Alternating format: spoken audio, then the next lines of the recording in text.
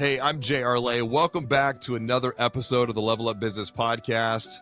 In this episode, we're going to explore the importance of meaning and how meaning can provide a meaningful map, a path forward to help you make progress, continuous progress along your entrepreneurial journey. But first, I'd like to invite you to get a copy of my best-selling book, Banking on Change. It is the leader's guide to achieving exponential growth in the age of AI. Text me right now, 832-240-1922, and I'll text you a copy so that you can level up your mind, you can level up your marketing, you can level up your sales, you can level up your business and your life without sacrificing your well-being. Joining me for today's conversation is Paul Fiore. Paul has been on an entrepreneurial journey for quite a while now, since co-founding the online banking services provider Digital Insight back in 1995, which would go on to be sold to Intuit for $1.35 billion in 2007. From there, Paul founded and exited 2 additional startup companies, and today he's working on his next adventure with CU Wealth Next. Welcome to the show, Paul. It is good to share time today. Thanks, JR. Pleasure to be here. You know, before we get into this conversation around the importance of meaning and how meaning provides a map towards an even bigger future, let's go back in time for some context into the changes that you've seen along your journey as a B2B entrepreneur. Let's go back to 1995. What was the world like back then? Because it was a little bit different than what we're seeing today in this whole new age of AI. Yeah. It's having something new, anything new. Like I remember when the personal computer came out in the 80s, I graduated high school in 82. Anything new is confusing and challenging, but it's for an entrepreneur, it's exciting. It's an opportunity to be at the forefront. So AI is there now. In the 90s, it was the internet. And before the internet, I had worked at a credit union. I was CFO for a credit union for AT&T in the early 90s, and then moved out to California to become head of product for XP Systems, which is a core vendor serving credit unions, now part of the Fiserv family of companies. And what I realized is we were trying to distribute software with PCs, diskettes. And when the internet came around, it was this aha moment. It was actually April 22nd, 1995. I was in San Antonio, Texas, and I saw a web browser for the first time, Netscape browser showing off Stanford University Federal Credit Union's homepage. And I remember as the screen slowly painted, it was yellow colors, I remember, on a 14.4 modem, and thinking, wow, no more software. You don't have to distribute anymore. No more 800 number banks of local telecom services in every city. This is the way to do it. And interestingly, there were other people in that room at that time that didn't have the idea for Digital Insight. So you have to be prepared. You have to have a problem in your head that you're trying to solve for. And then even when you do start the company, there's a million obstacles, and you got to have the right team, the right people, the right idea, the right distribution strategy. It all kind of came together for Digital Insight. When you think about that perspective, and I look at perspectives as a sum of context and framing, you mentioned graduating high school, the PC was just coming out and coming online. And in 1994, I was actually a freshman in high school. And so I'm looking at this from a completely different lens. In fact, you know, if I go back, it was like July 5th, 94, that Bezos would transform the way that we would shop online. If we flash forward to 1999, that was the year that I became a criminal, because you're talking about that 14.4 download. You know, I was one of the very first kids to get DSL, high-speed internet, and a CD burner, and we know the rise of Napster. And so you're right, it's the entrepreneurial mind is always looking for opportunities where others see obstacles. Let's leap ahead to where we're at today. And if you reflect back on that journey from, say, 94, 95 to now 2025, which is a 30-year context of your journey, what's the biggest challenges that you have had to overcome along the way in reflection? Because it is a journey. It has to be innovation. Innovation is very difficult from within. It almost requires someone to think about a problem from outside of the industry. In the banking world, it's a very fragmented market. There's 10,000 banks and credit unions, mostly community banks and credit unions. And when you're doing your day-to-day, all the problems that you face as an executive, senior executive of a financial institution are never going to go away. But the ability to stop, look back and say, for example, we offer savings products, right? The average credit union has the exact same savings products they have today that they had 75 years ago. CDs, money markets, IRA, checking account, and a savings account. And the world moved to investment accounts. The discount brokers, but also self-directed product suites, companies like E-Trade and Betterment, and then all the fintechs companies that came along. So Mm. how is an entire industry of thousands of financial institutions going to figure out a way to address that need? How do I offer my consumers the ability to invest in fractional real estate and stocks and crypto, to have a financial plan, have trust and will? And a lot of big banks, they're structured in order to do mergers and acquisitions. That's why you have, you know, Bear Stearns and JP Morgan, all these broker dealers got acquired by top 10 banks in America, but the credit industry still offers the same exact savings products they did back in the early day. So innovating is hard, it's tough, it takes an outsider perspective. And the thing that I tried to focus on is, what if you took all the benefits of being an industry insider, having all the values of credit unions, right? People over profits, collaboration, cooperation, lower cost, shared services, but you combined it with the entrepreneurial journey and an Mm. incentive system and a structure that allowed someone who is entrepreneurial and innovative to partner with someone who's inside the industry. So that's, I think, the magic. You bring up a very good point about innovation and the entrepreneurial mind, the entrepreneurial perspective and belief system. But in the B2B context, you might be working with other minds, other leaders who might not have that same entrepreneurial wiring. How how can an entrepreneur reconcile the differences between, once again, I think the context here is important. You in 1995 saw all of this opportunity, where others, if I think about, my own journey within financial services, many back in the late 90s, early 2000s were even thinking this whole internet thing wasn't real. It was kind of just a temporary thing. I think there was Paul Krugman, who won a Nobel Peace Prize for econ sciences, wrote around that time period that the internet would have no more impact on the economy than the fax machine. Granted, hindsight is 2020, but where can entrepreneurs find balance? Because you have innovation on one side, but you also might on the other side feel some frustration for other leaders who might not see what you see in the present moment. Sure. Oh, that's a great point. In the beginning of Digital Insight, I did have a unique perspective, and I understood why the internet was going to have an impact on the entire world, because I was working with EDS, Ross Perot's company at the time, when I was at XP Systems, to Mhm. build a telephone network for online banking. And we needed to know if you were on DOS, PC, or Mac, what kind of software. And we knew that if we mailed you version one and you installed it, and we added a new button and mailed you version two, you probably wouldn't install it.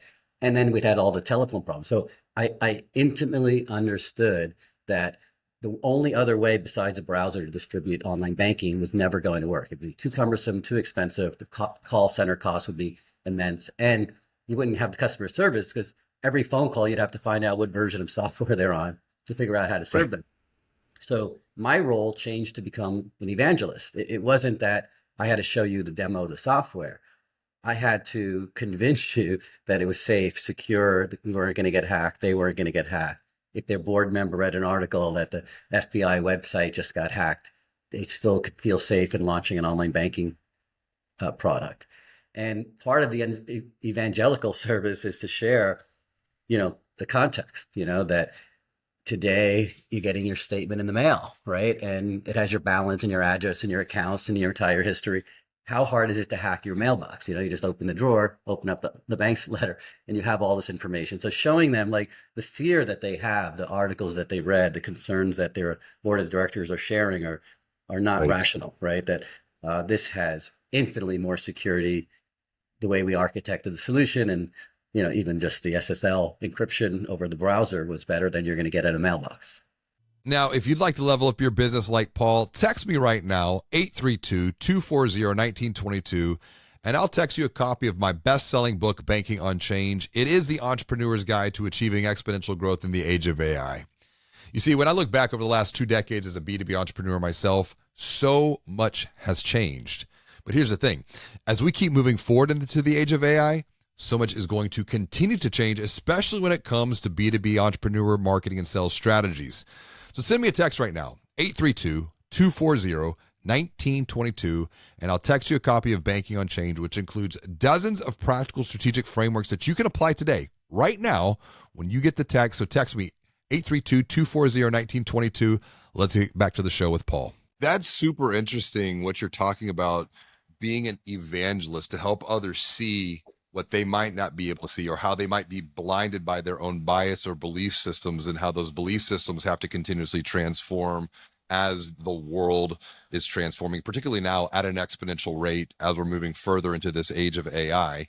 It reminds me of Guy Kawasaki, who I've had a podcast conversation with, and we were talking through his book, Think Remarkable, which came out of the conversations and the interviews that he had on his Think Remarkable podcast. Because if we think about Guy's work over the years, going all the way back with Steve Jobs and Apple and Mercedes-Benz, and now he's chief evangelist over at Canva.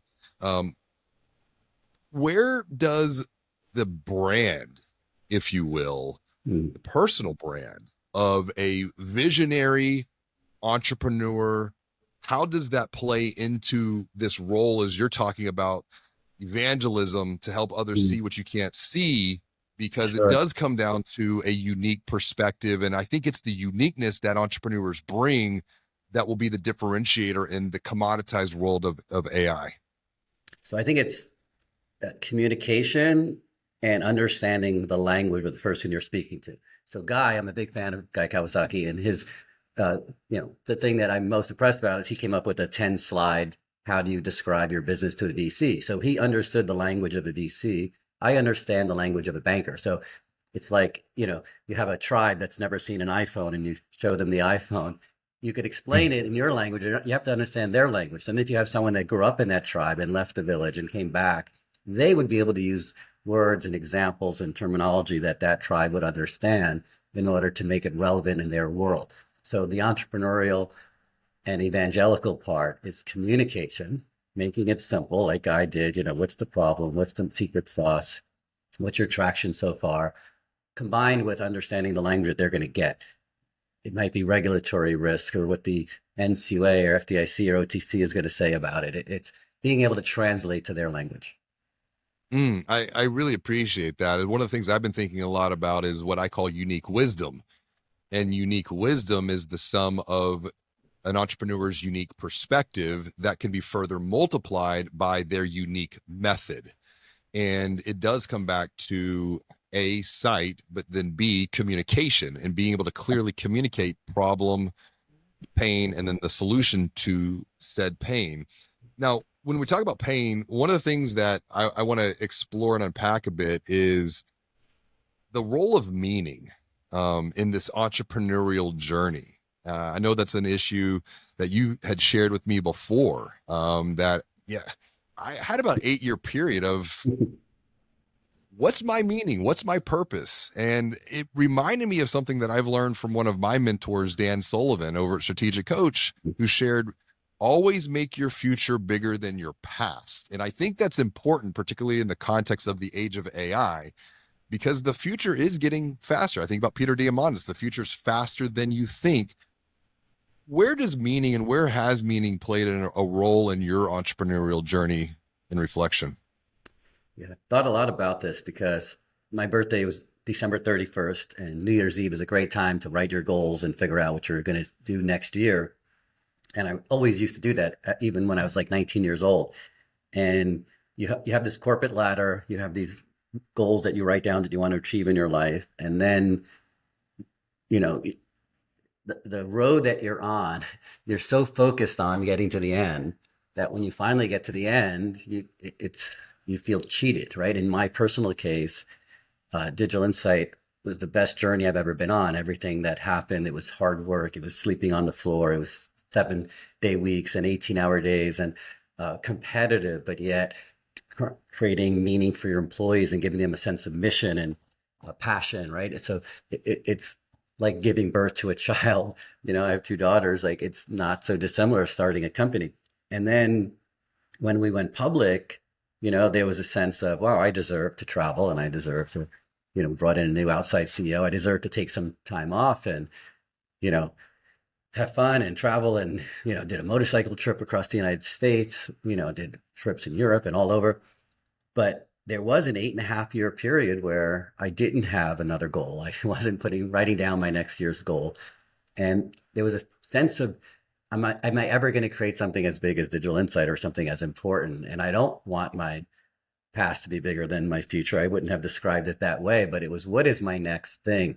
And for me, and getting married and have kids, there were a lot of great things that happened in my life that gave me meaning. But from a career standpoint, I felt empty and I felt cheated. I felt like I'm on the Everest and now I wish I was just climbing again. I don't want to be at the summit. I want to climb.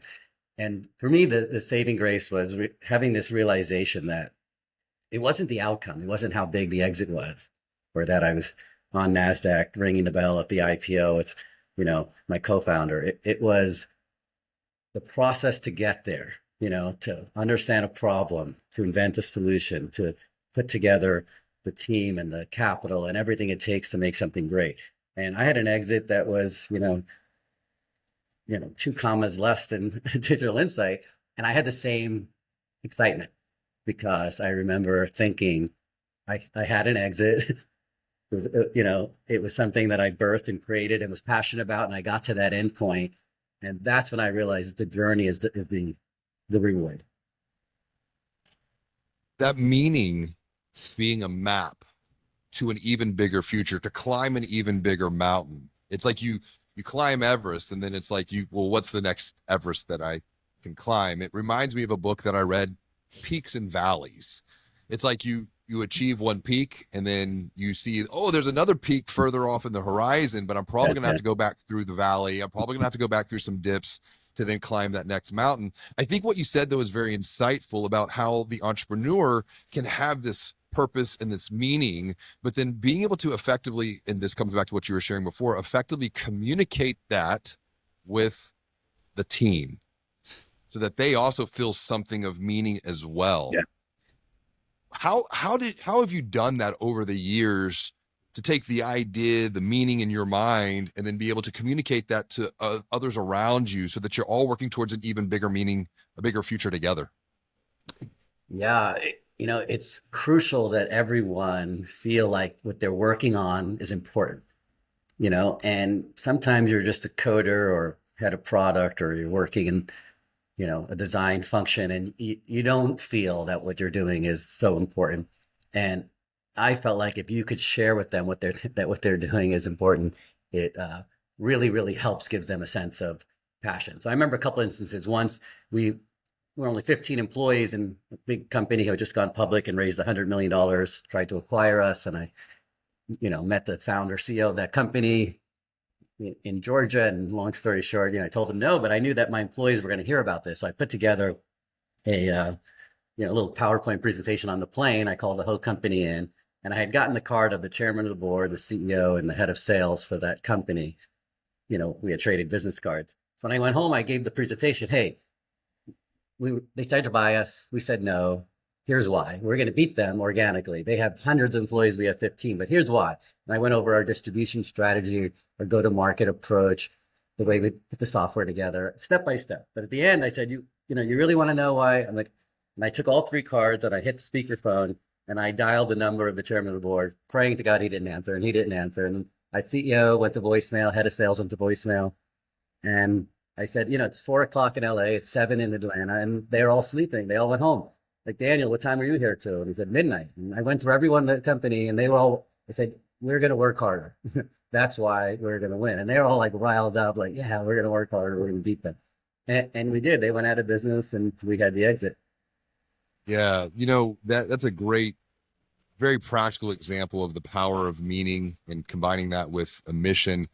It reminds me of something I wrote about in Banking on Change, where, we're looking not just for our moonshot, but now we're looking for our Mars shot, something that's even bigger and further out, that many might not be able to see once again. So bringing this back to what we were discussing before, for someone who is watching or listening, another B2B entrepreneur, that they might feel like they have lost their meaning, they have lost their way. what would you recommend for them to reconnect with? Because I think with your behavior, your habit of writing down goals, your birthday, December 31st, which is going to be an easy one. So you're going to look for a text. I'm putting this out there. You're going to look for a text from me on your birthday every December 31st. Because I do reach out to people and I express gratitude to them throughout the year. And it's going to be an easy one to remember. But where does your goal writing, or perhaps what's a practical way that someone watching or listening can reconnect with meaning if they feel like they've lost some of that themselves? Yeah. So there was two parts of, part one is the self-reflection and understanding what drives and motivates you. For me, it was just thinking through, when was I happiest? What did I feel most fulfilled? What got me to the point where I was proud and felt like I did something important. And it was starting something from zero, right? And seeing it go through. And the other part is sharing that communal experience back with the team. Actually, it was Richard Feynman, the physicist who was on the Manhattan Project. There's a great story of him. They had this task and everything was so secretive that they had these, hundreds of soldiers putting in punch cards, but they didn't know what they were working on. The error rate was really high, and he was trying to fight with the general to explain to them that they're working on saving the world from World War II. And he's like, you can't tell them that. But he figured out what to tell them without giving away that they were working on nuclear bombs, to give them a sense. And the error rate dropped 98%, and the productivity went up 3x. Because instead of them just having a punch card, they had a mission. They had something that they were doing that was more important than they themselves. And that's more important than your self-reflection. I think you could, read a book or figure out a way to get yourself motivated, but to get 200 employees at a company on the same wavelength, that's the challenge. It's interesting you talk about the idea of motivation, because I think we operate incorrectly too many times from a place of emotion. Like, emotion can be good, feeling can be good, but it's a double-edged sword, because it can be as equally as dangerous. And I've done a lot of keynote speaking throughout the industry over the years, and I'm becoming a little bit more bold in my own delivery. It's like, great, you've been at this conference for 2 days, 3 days.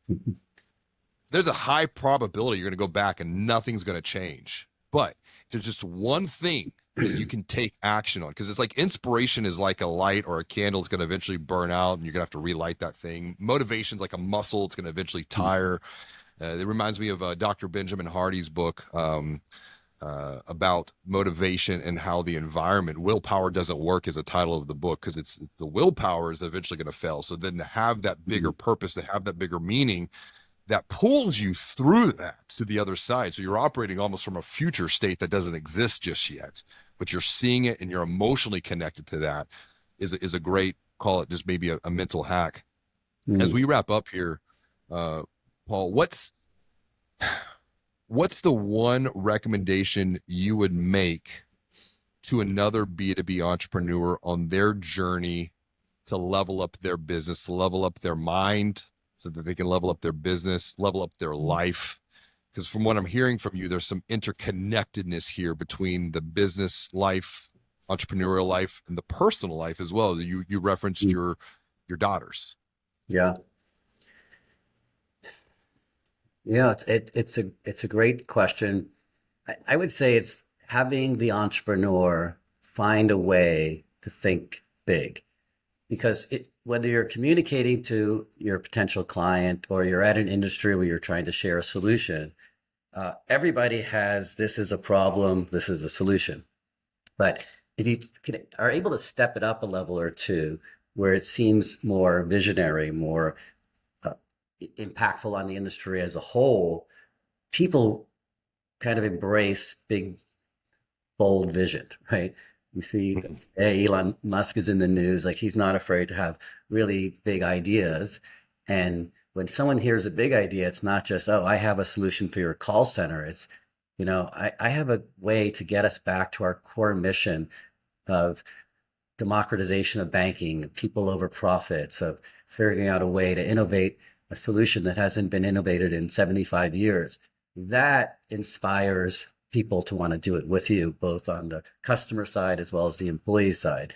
So figure out a way to make your idea go up a couple of levels.